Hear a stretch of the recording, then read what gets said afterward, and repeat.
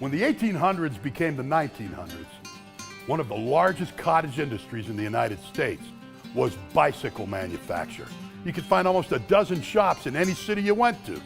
Now, some of these guys building bicycles, they found a way to make it something bigger. Two of them are Wilbur and Orville Wright. You remember those guys?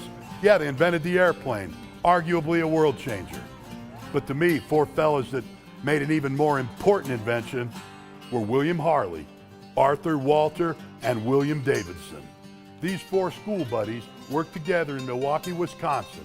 They're working in an 8x10 shed with Harley Davidson scrawled across the door.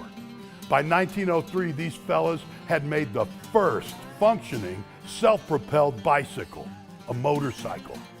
By 1909, they'd made the first V-twin engine. It had fins on top to help cool the motor. They called it the F-head. It's the granddaddy of every V-twin engine ever since.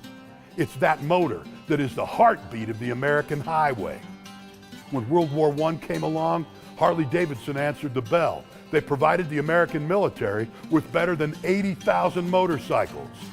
During the 1920s and 30s, when all these motorcycle festivals, rallies, and races came along, a lot of them we still celebrate today, Harley was there. Their bikes were winning every flat track, every dirt track, every road race.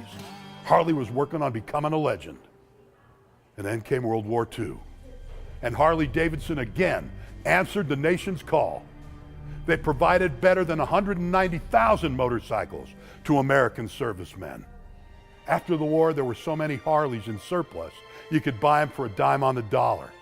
And a lot of the guys who'd come home from the war, they were doing just that. They were bobbing them and chopping them down. It means they were cutting down the fenders. They were cleaning up the bikes. They were dropping off the saddlebags, getting rid of the rear suspension. It made the bike a hardtail. It means hard ride, no suspension at all.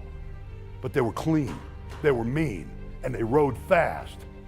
These fellas found again that adrenaline rush they'd been missing since the war, and the camaraderie that they'd experienced while they were in the service.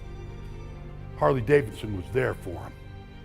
Harley Davidson was the driving force behind this rising new phenomenon, the American motorcycle culture. Subscribe now. It's history with attitude and the American story with an edge.